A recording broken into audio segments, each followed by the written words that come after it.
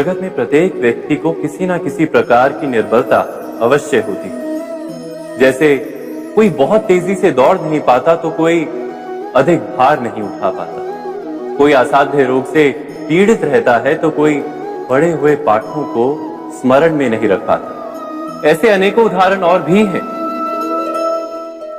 क्या आप किसी ऐसे व्यक्ति को जानते हैं जिसे सब कुछ प्राप्त हो और हम जीवन की उस एक निर्बलता को जीवन का केंद्र मानकर जीते हैं? इस कारणवश हृदय में दुख और असंतोष रहता है सदा। निर्बलता मनुष्य को जन्म से अथवा संजोग से प्राप्त होती है, किंतु उस निर्बलता को मनुष्य का मन अपनी मर्यादा बना लेता है। किंतु कुछ व्यक्ति ऐसे भी होते हैं जो अपने पुरुषार्थ और श्रम से उस निर्बलता को पराजित कर देते हैं। क्या भेद है उनमें और अन्य लोगों में? क्या आपने कभी विचार किया है? सरल सा उत्तर है इसका। जो व्यक्ति निर्बलता से पराजित नहीं होता, जो पुरुषार्थ करने का साहस रखता है हृदय में, वो निर्बलता को पार कर जाता है। अर्थात निर्बलता अवश्य ईश्वर देता है, किंतु मर्यादा मनुष्य का मन ही निर्मित करता है। स्वयं विचार कीजिए।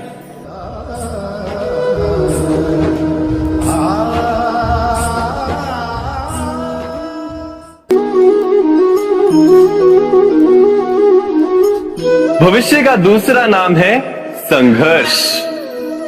हृदय में आज इच्छा होती है और यदि पूर्ण नहीं हो पाती तो हृदय भविष्य की योजना बनाता है।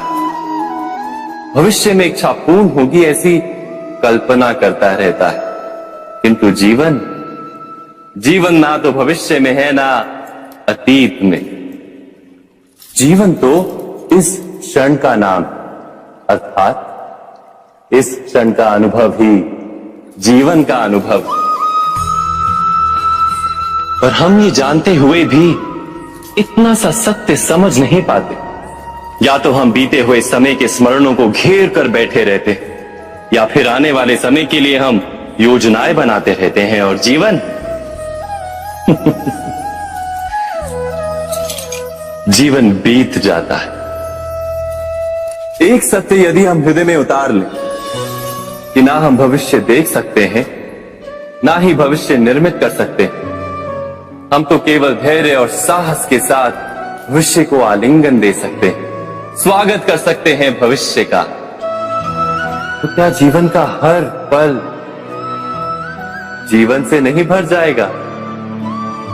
स्वयं विचार कीजिए।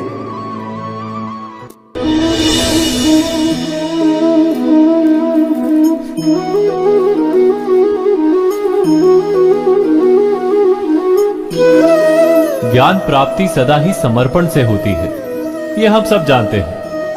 किंतु समर्पण का वास्तविक महत्व क्या है? क्या हमने कभी विचार किया? मनुष्य का मन सदा ही ज्ञान प्राप्ति में विभिन्न बाधाओं को उत्पन्न करता है। कभी किसी अन्य विद्यार्थी से ईर्ष्या हो जाती है, कभी पढ़ाए हुए पाठों पर संदेह जमता है और कभी गुरु द्वारा दिया गया दंड मन को अहंकार से भर देता है। नहीं, क्या ऐसा नहीं होता? न जाने कैसे कैसे विचार मन को भटकाते हैं और मन की इसी अयोग्य स्थिति के कारण हम ज्ञान प्राप्त नहीं कर पाते। मन की योग्य स्थिति केवल समर्पण से निर्मित होती है। समर्पण मनुष्य के अहंकार का नाश करता है, ईर्ष्या, महत्वाकांक्षा आदि भावनाओं को दूर कर हृदय को शांत करता है और मन को एकाग्र करता है। वास्तव में ईश्वर की सृष्टि में ना ज्ञान की मर्यादा है ना ज्ञानियों की। गुरु दत्तात्रेय ने तो गाय और श्वान से भी ज्ञान प्राप्त कर लिया था। अर्थात विषय ब्रह्म ज्ञान का हो या जीवन के ज्ञान का या गुरुकुल में प्राप्त होने वाले ज्ञान का, उसकी प्राप्ति के लिए गुरु से अधिक महत्व है उस गुरु के प्रति हमारा समर्पण। क्या ये सत्य नहीं?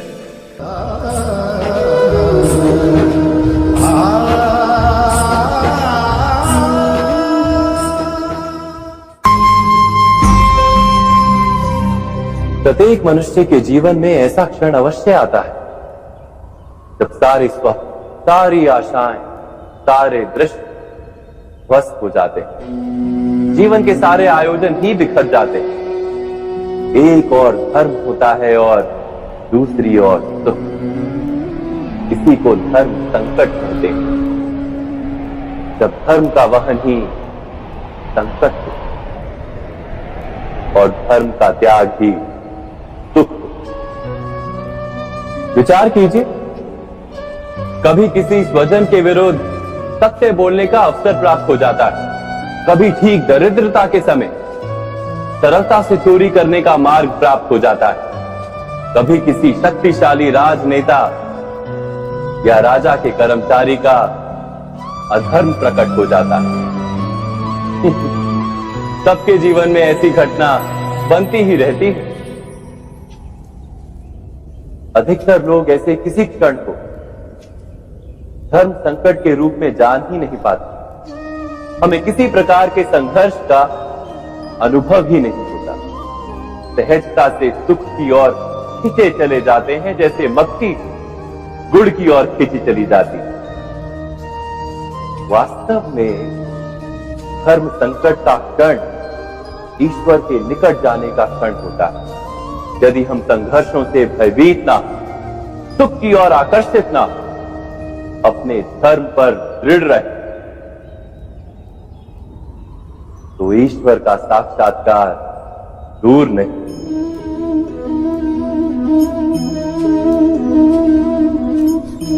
पवन से युद्ध करने वाला पत्ता यदि पेड़ से गिरता है तो भी आकाश की ओर उठता है।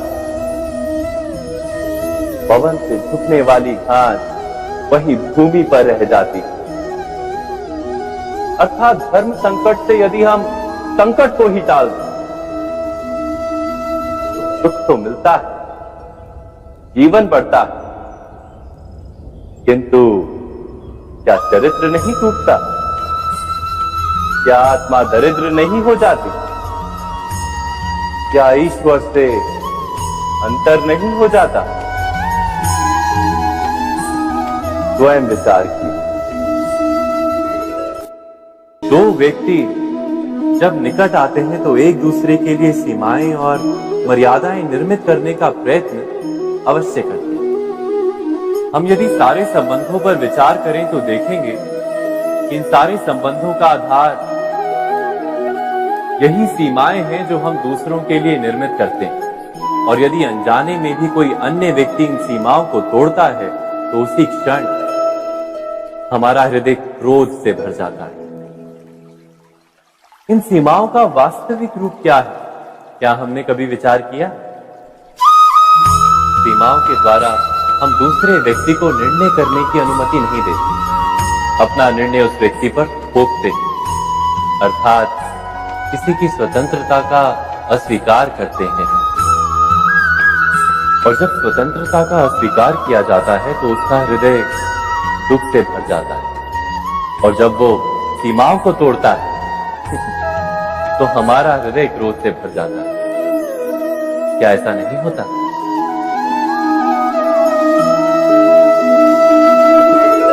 पर यदि एक दूसरे की स्वतंत्रता का सम्मान किया जाए तो किसी मर्यादाओं या सीमाओं की आवश्यकता ही नहीं होती।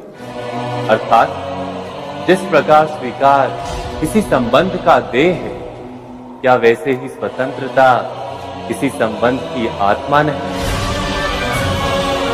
स्वयं विचार कीजिए।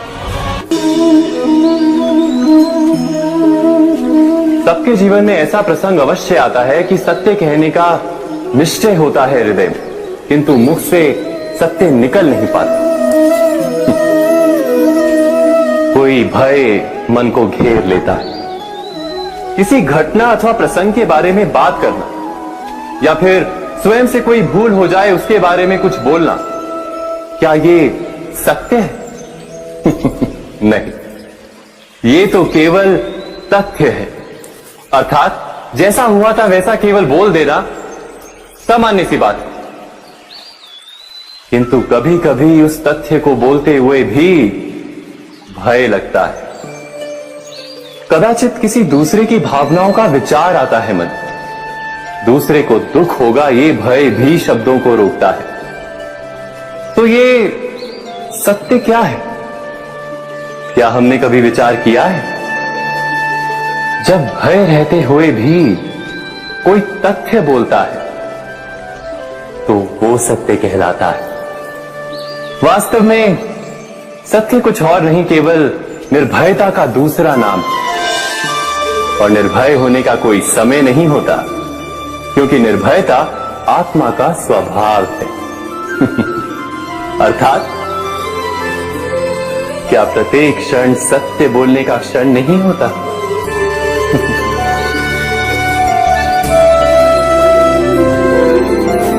स्वयं विचार कीजिए।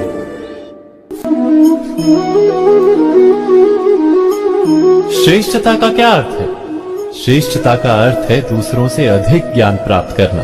अर्थात मूल्य इस बात का नहीं कि स्वयं कितना ज्ञान प्राप्त किया, मूल्य इस बात का है कि प्राप्त किया हुआ ज्ञान अन्य लोगों से कितना अधिक है। अर्थात श्रेष्ठता की इच्छा ज्ञान प्राप्ति को भी एक स्पर्धा बना देती है। और स्पर्धा में विजय अंतिम कब होती है?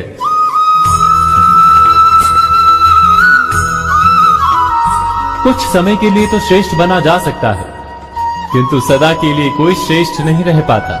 फिर वही असंतोष, पीड़ा और संघर्ष जन्म लेता है। किंतु श्रेष्ठ बनने के बदले यदि उत्तम बनने का प्रयत्न करें तो क्या होगा?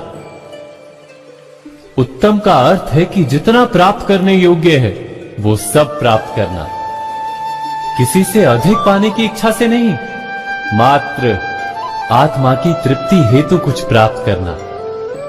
उत्तम के मार्ग पर किसी अन्य से स्पर्धा नहीं होती, स्वयं अपने आप से स्पर्धा होती है।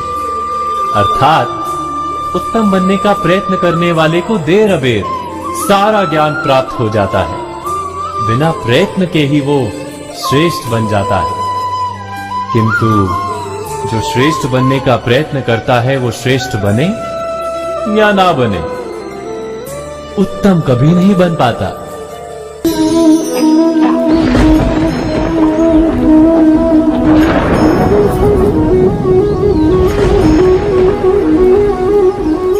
सपनों और पूर्वाभासों के आधार पर हम भविष्य के सुख दुख की कल्पना करते हैं। भविष्य के दुख का कारण दूर करने के लिए हम आज योजना बनाते हैं। किंतु कल के संकट को आज निर्मूल करने से हमें लाभ मिलता है या हानि पहुंचती है? ये प्रश्न हम कभी नहीं करते।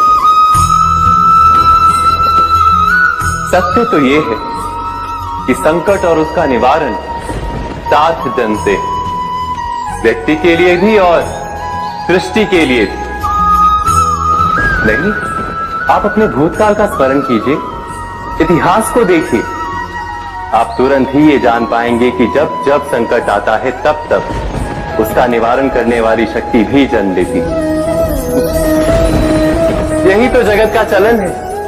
वस्तुतः संकट ही शक्ति के जन्म का कारण है। प्रत्येक व्यक्ति जब संकट से निकलता है तो एक पद आगे बढ़ा होता है, अधिक चमकता है, आत्मविश्वास से अधिक भरा होता है, न केवल अपने लिए अपितु विश्व के लिए भी।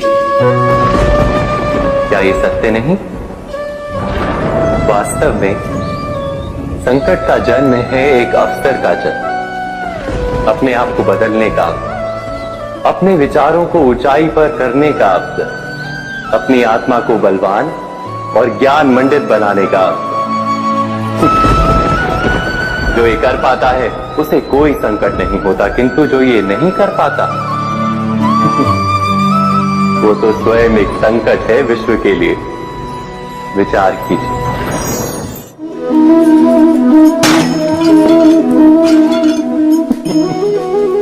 स्वयं विचार कीजिए।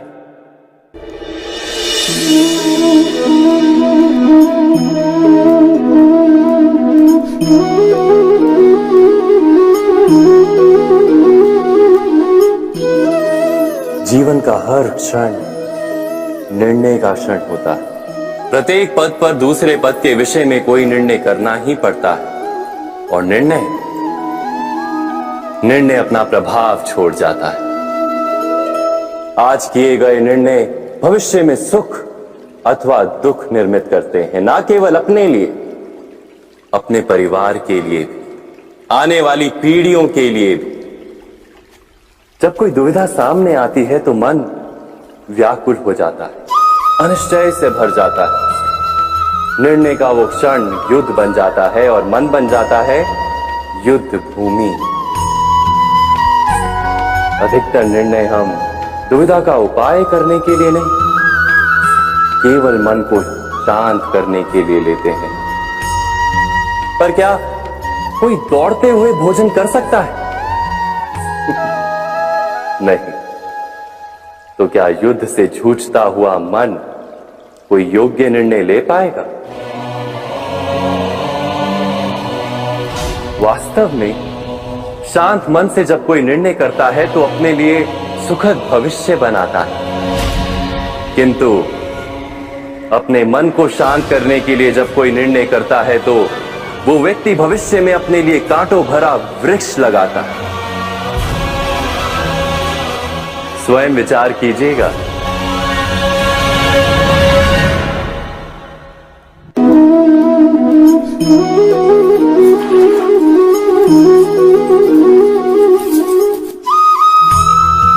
जीवन में आने वाले संघर्षों के लिए जब मनुष्य स्वयं को योग्य नहीं मानता, जब उसे अपने ही बल पर विश्वास नहीं रहता, तब वो सद्गुणों को त्याग कर दुर्गुणों को अपनाता है। वस्तुतः मनुष्य के जीवन में दुर्जनता जन्म ही तब लेती है जब उसके अंतर में आत्मविश्वास नहीं होता। आत्मविश्वास ही अच्छाई को धारण करता है। ये आत्मविश्वास है क्या?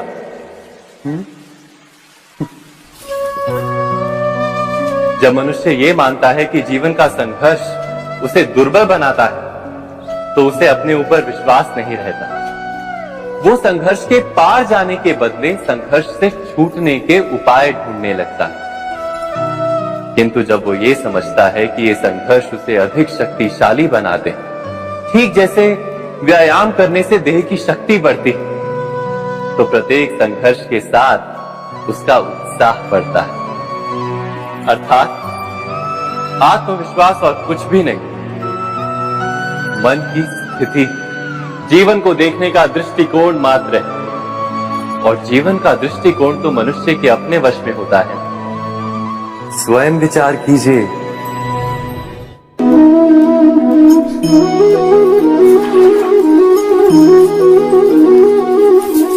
पिता सदा ही अपने संतान के सुख की कामना करते, उनके भविष्य की चिंता करते रहते।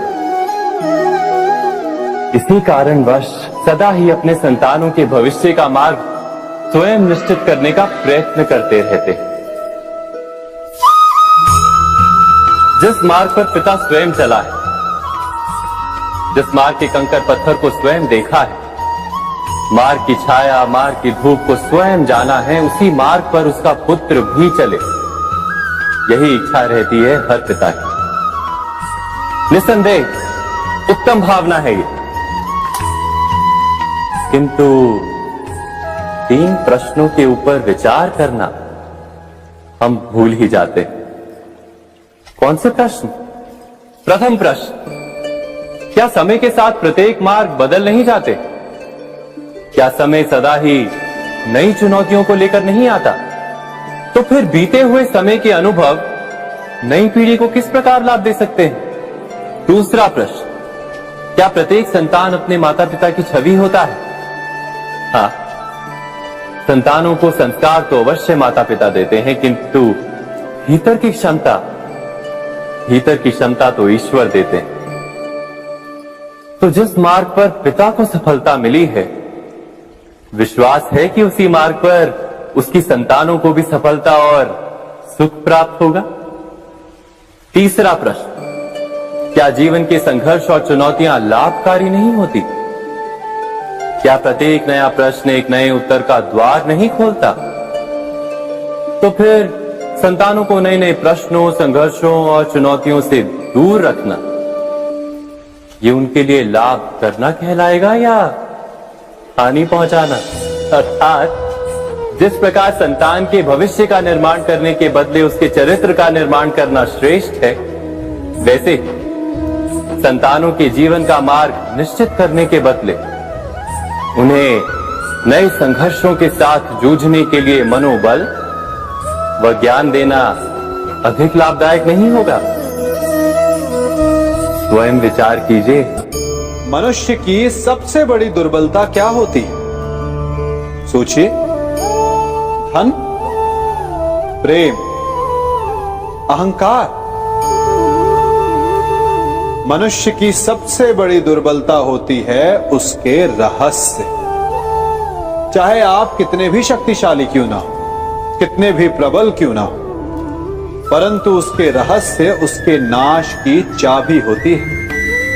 इसलिए यदि प्रबल रहना है, शक्तिशाली रहना है, समर्थ रहना है, तो अपने रहस्य को किसी को भी ना बताएं, ना मित्र को और ना ही शत्रु को, क्योंकि समय पड़ने पर कब कौन शत्रु हो जाए ऐसा कहना संभव नहीं।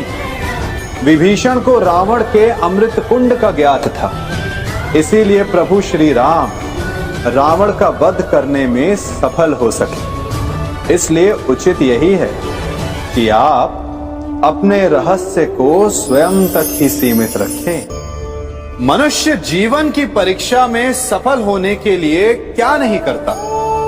वो परिश्रम करता है, दौड़ भाग करता है, और ये सब करने के पश्चात भी जब उसका काम नहीं बनता तो वो नकल करता है ना? तनिक लौटिए अपने बचपन में, स्मरण कीजिए अपने बचपन की स्मृतियों का। क्या स्मरण हुआ? विद्यालय में जब आप परीक्षा देने जाते थे तो क्या होता था? आप ना सही, परंतु कोई ना कोई सफलता पाने के लिए नकल करता ही था और उत्तीर्ण भी हो जाता था, है ना? परंतु जीवन की परीक्षा ऐसी नहीं होती। नकल करने वाला सफल नहीं होता। कारण विद्यालय में सबके प्रश्न पत्र एक होते थे, परंतु जीवन के प्रश्न पत्र और उनकी कठिनाई सबके लिए भिन्न होती, तो निश्चित रूप से उनके उत्तर भी भिन्न होंगे ना। इसलिए यदि आपको जीवन में सफलता पानी है तो नकल ना कीजिए, स्वयं के प्रश्नों का उत्तर स्वयं ढूंढिए और सफलता आपकी ही होगी।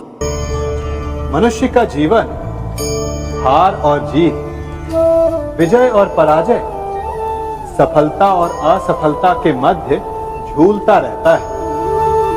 आपके साथ भी ऐसा होता होगा, है ना? जब आप सफल होते हैं, किसी चुनौती पर विजय पाते हैं, तो मन प्रसन्नता से आनंद के उपवन में झूमने लगता है, और जब आप असफल होते हैं तब मन दुख और पीड़ा के सागर में डूबने लगता है। परंतु वास्तव में सफलता और असफलता है क्या? तनिक ध्यान से सोचिए। ये केवल हमारी मनोस्थिति मात्र है। हमारी पराजय तब नहीं होती जब हमारा शत्रु विजय प्राप्त कर ले। हमारी पराजय तब होती है जब हम पराजय स्वीकार कर लें। हम असफल तब नहीं होते जब हम लक्ष्य न पा सके। हम असफल तब होते हैं जब हम प्रयास करना बंद कर दें। इसलिए प्रयास करते रहें और हार ना माने, क्योंकि जिस दिन आप हार स्वीकारना बंद कर देंगे, जीत आपके चरणों में होगी। अब सबने बरगद के वृक्ष को तो देखा ही होगा। क्या आपको ज्ञात है, बरगद के वृक्ष के बीज का आकार राई से भी छोटा होता है, परंतु बरगद का वृक्ष संसार के महाकाय वृक्षों में जाना जाता है। जब उसका जन्म होता है तब उसमें वो जटाएं, वो शाखाएं नहीं होती, परंतु जैसे जैसे उसका विस्तार होता है जैसे जैसे वो अधिक शाखाओं का भार उठाता है, अधिक पत्तियों का सृजन करता है, वैसे वैसे उसकी शाखाएं जटाएं बनकर जड़ तक पहुंचती है और इस वृक्ष को सहारा देती है। ये जीवन का बहुत महत्वपूर्ण पथ है। बिना लोभ लालच शुभ कार्य करें, अन्य लोगों की सहायता करें। धीरे धीरे आपने जिनकी सहायता की वो आपके सहायक बनते जाएं, आपकी जड़ों को और बलशाली बनाएंगे, आयु मान और आकार बढ़ाएंगे। सहजीवन, सहायता और निष्काम कर्म आपको मृत्यु के पश्चात भी मरने नहीं देगा, आपको अमर रखेगा। हमारा शरीर प्रकृति का एक महान आविष्कार है। इससे जटिल संरचना संसार में और कोई नहीं। हमारा शरीर जितना जटिल है, यदि इसे ठीक से जाना जाए तो इससे अधिक सरल ज्ञान देने वाला और कोई नहीं। हमारे शरीर में 5 इंद्रियां होती हैं जो हमें भाव, गुण और वस्तुओं का बोध कराती हैं। हमारे पास आंखें हैं, नाक है, स्पर्श के लिए त्वचा है, कान है और जीभा है।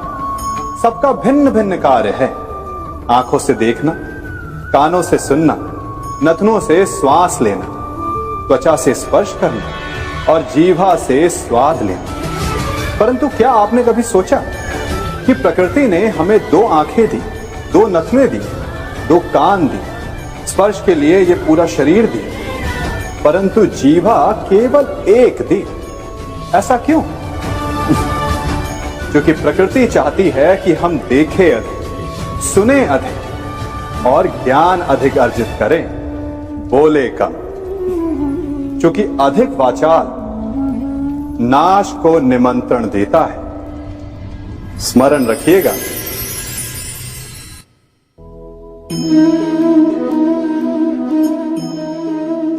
ये सदा यही कहते आए कि यदि आगे बढ़ना है तो अपनों का साथ दो।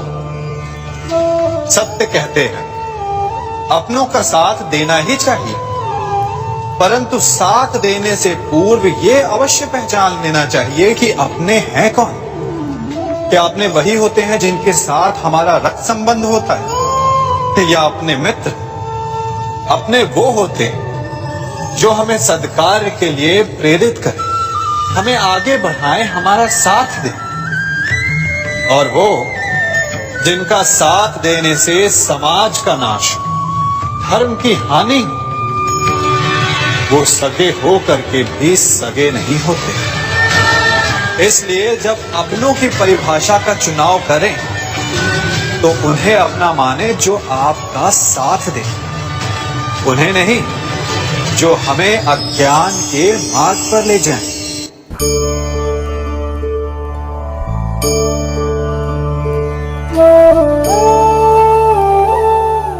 आप जिनसे प्रेम करते हैं सदा उनके समीप रहना चाहते हैं, नहीं चाहते कि कभी अपनों से दूर होना पड़े, बिछड़ना पड़े। परंतु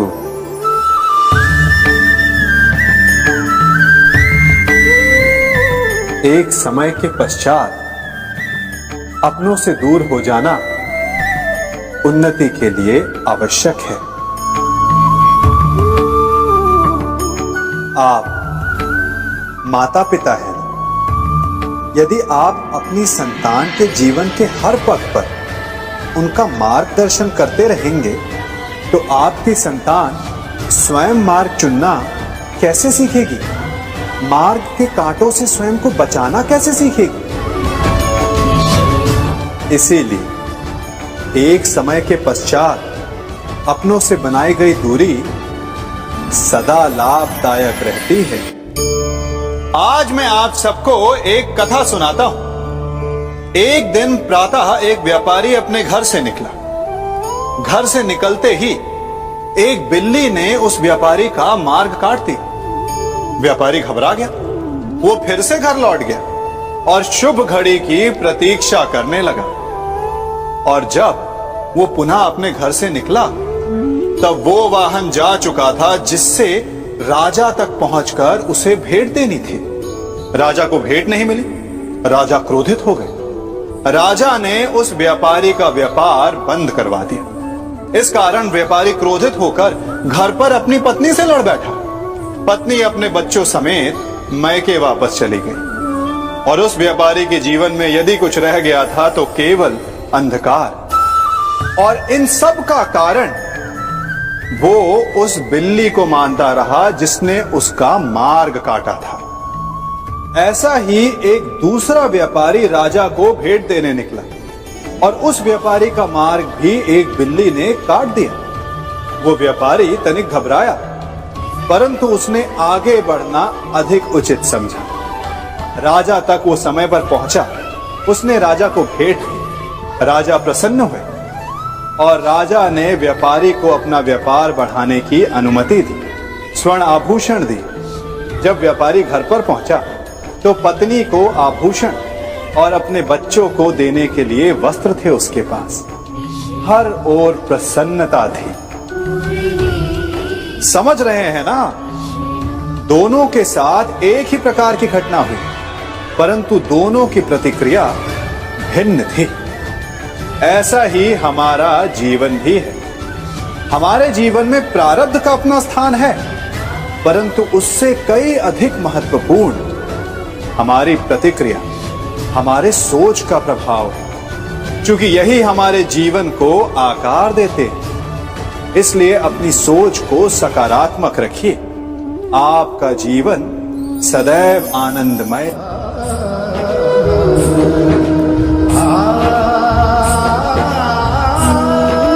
हम सभी अपने जीवन में कोई ना कोई कार्य करते हैं। कार्य करते हैं तो थकान की अनुभूति होती है, और यदि थकान ना उतरे तो कार्य करने का मन नहीं करता। हम आशा करते हैं कि कदाचित एक दिन में 24 के स्थान पर 26 घंटे होते तो आराम करने के लिए हमें और अधिक समय मिल जाता। हमें ऐसा अनुभव होता है कि हम बहुत अधिक कार्य कर रहे हैं, है ना? परंतु क्या आपने कभी सोचा है कि जो लोग संसार में सफल हैं, उनके पास भी सफल होने के लिए दिन में केवल 24 घंटे थे? तो फिर वो सफल क्यों है? इसका एक छोटा सा रहस्य है। वो कार्य चुनते हैं जो उन्हें प्रिय है, जिसे करने में उन्हें आनंद आता है। उन्हें लगता ही नहीं कि वो कार्य कर रहे हैं, उन्हें लगता है कि वो प्रतिपल आनंद मना रहे हैं। और जब आप आनंद मनाते हैं तो थकान कैसी? इसलिए यदि आप जीवन में कोई भी कार्य करें तो वो आपके मन को भाना चाहिए, या जो कार्य आप कर रहे हैं उसे अपने मन को भा देने दो। सफलता आपको मिलेगी।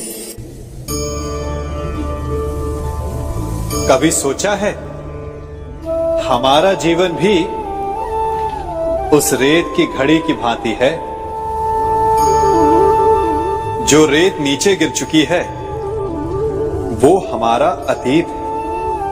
जो अब भी ऊपर है वो हमारा आने वाला भविष्य है। और वर्तमान ये संकुचित स्थल है जहां से धीरे धीरे करके रेत गिर रही है। अर्थात हमारे पास जीने के लिए यही एक क्षण है। उसका उपयोग कैसे करना है ये हम पर निर्भर करता है। जो बीत गया उसका दुख मनाना है, या जो भविष्य में होने वाला है उसकी प्रतीक्षा में क्रोध करना है। सब कुछ करने के लिए यही एक क्षण है। प्रसन्न रहना है तो उसके लिए भी यही एक पल है। प्रतीक्षा करते रहोगे तो ये पल भी भूतकाल में बदल जाएगा। इसलिए आनंद के लिए, परोपकार के लिए प्रतीक्षा ना कीजिए, आपके पास जो पल है उनका भरपूर सदुपयोग कीजिए, क्योंकि इस घड़ी को पलटकर आप फिर से समय अवश्य गिन सकते हैं, परंतु अपना बीता हुआ समय आप वापस नहीं लौटा पाएंगे। मनुष्य भी बड़ा विचित्र प्राणी है। अपनों से नीचे के स्तर के लोगों को वो हे दृष्टि से देखता है, उनका उपहास उड़ाता है, उनसे बार बार कहता है कि तुम्हारा कुछ नहीं हो सकता, तुम भविष्य में कुछ नहीं कर पाओगे। जब मनुष्य के पास धन, संपत्ति, मान होता है तो वो दूसरों का आदर नहीं करता, परंतु वो एक बात भूल जाता है कि उससे भी अधिक शक्तिशाली कोई अस्तित्व में है, और वो है समय। काल काल अपना चक्र कब बदलेगा ये कोई नहीं जानता। समय अपनी करवट कब लेगा ये कोई नहीं जानता। कोयला भी समय के साथ साथ हीरे में परिवर्तित हो जाता है। इसलिए जीवन में कभी भी किसी का भी उपहास नहीं उड़ाना चाहिए।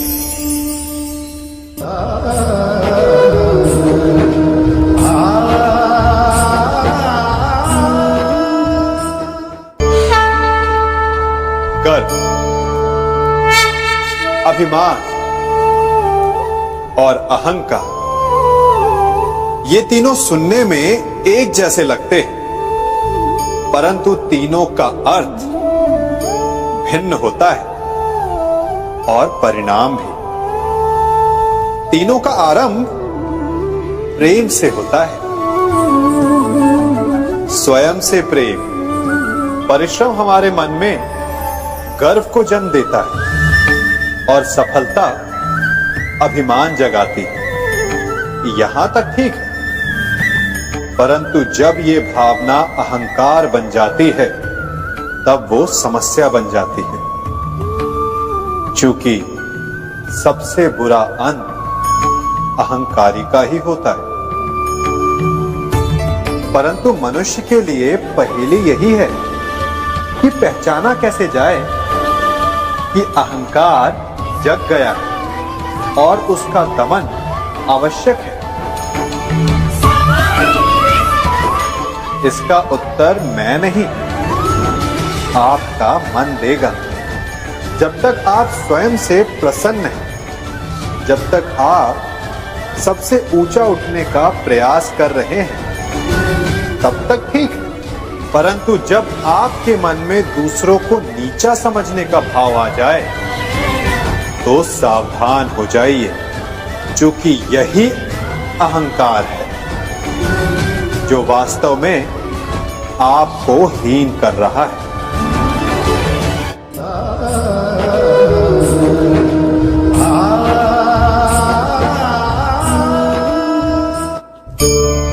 आज मैं आप सबको एक कहानी सुनाता हूं। एक दिन गोकुल में दो व्यापारी आए। एक व्यापारी शहद का था, बड़ा मीठा शहद था उसका, परंतु वो गोकुल में टिक नहीं पाया। उसके व्यापार ने घाटा खाया और शीघ्र ही वो गोकुल छोड़कर चला गया। और दूसरा व्यापारी मिर्च का था। पहले दिन वो एक पोटली लाया और दूसरे ही दिन वो पूरी बैलगाड़ी भर कर लाया, और धीरे धीरे पूरी मथुरा में उसकी धाक जम गई। मुझे बड़ा आश्चर्य हुआ, तो मैंने बाबा से पूछा कि ऐसा क्यों कि एक मीठे शहद का व्यापारी कंगाल हो गया और एक मिर्च का व्यापारी धीरे धीरे नगर सेठ बन गया। बाबा मुस्कुराए और उन्होंने कहा कि मीठी बोली बोलने वाले की तीखी मिर्च भी बिक जाती है, और जो कड़वी बोली बोलता है उसका मीठा शहद भी नहीं बिकता। वाह, कितने उत्तम विचार हैं उनके, और उचित ही है। मनुष्य अपने जीवन में सदैव अपने वचनों से उठता है और अपने वचनों से ही गिरता है। इसलिए अपने जीवन में सदैव मीठी बोली बोलने का प्रयास कीजिए, आपका जीवन सरल हो जाएगा। मनुष्य की सबसे बड़ी दुर्बलता क्या होती है? सोचिए। धन, प्रेम, अहंकार। मनुष्य की सबसे बड़ी दुर्बलता होती है उसके रहस्य। चाहे आप कितने भी शक्तिशाली क्यों ना हो, कितने भी प्रबल क्यों ना हो, परंतु उसके रहस्य उसके नाश की चाबी होती है। इसलिए यदि प्रबल रहना है, शक्तिशाली रहना है, समर्थ रहना है, तो अपने रहस्य को किसी को भी ना बताएं, ना मित्र को और ना ही शत्रु को, क्योंकि समय पड़ने पर कब कौन शत्रु हो जाए ऐसा कहना संभव नहीं। विभीषण को रावण के अमृत कुंड का ज्ञात था, इसीलिए प्रभु श्री राम रावण का वध करने में सफल हो सके। इसलिए उचित यही है कि आप अपने रहस्य को स्वयं तक ही सीमित रखें।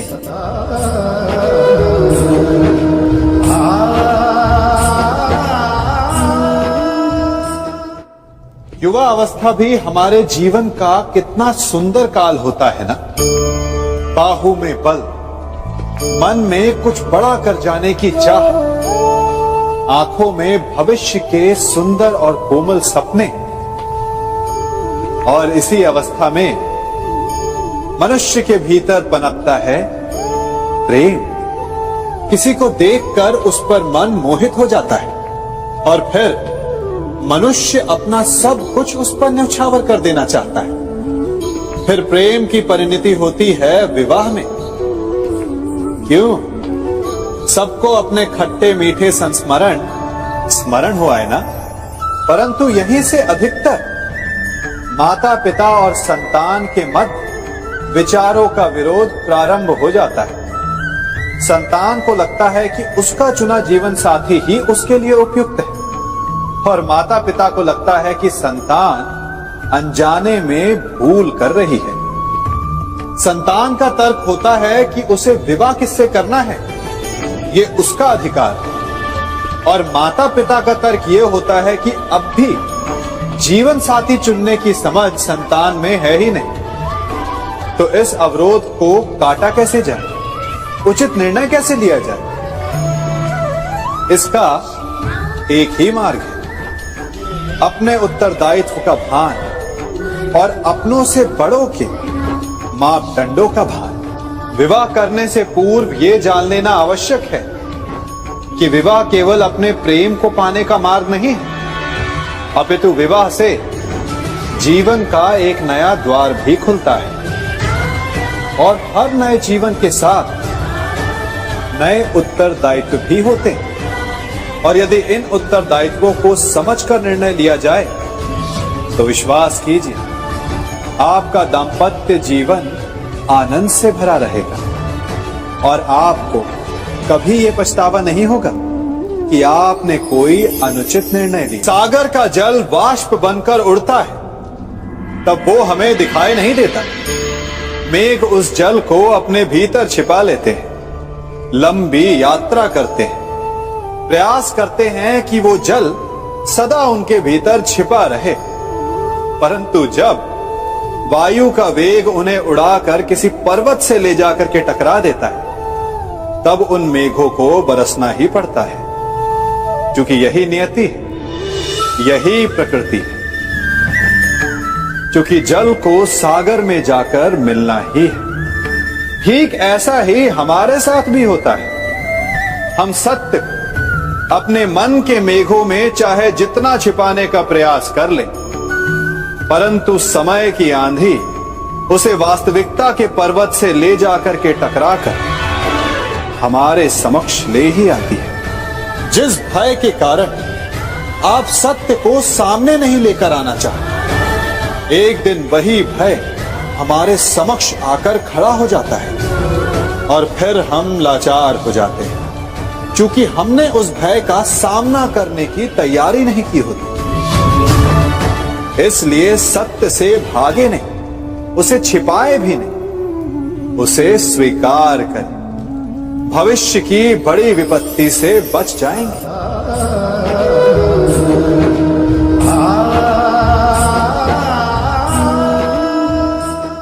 कभी कभी आप सबके जीवन में एक ऐसी विचित्र समस्या अवश्य आती है कि शक्तिशाली के समक्ष मौन हो जाओ। कि उस शक्तिशाली से विवाद करने से बचने के लिए आप मौन रह जाते। मानता हूं ऐसा करने से आप एक विवाद से बच जाते, एक संघर्ष से बच जाते, परंतु ऐसा बचाव एक बड़े संघर्ष को जन्म दे देता है। कैसे?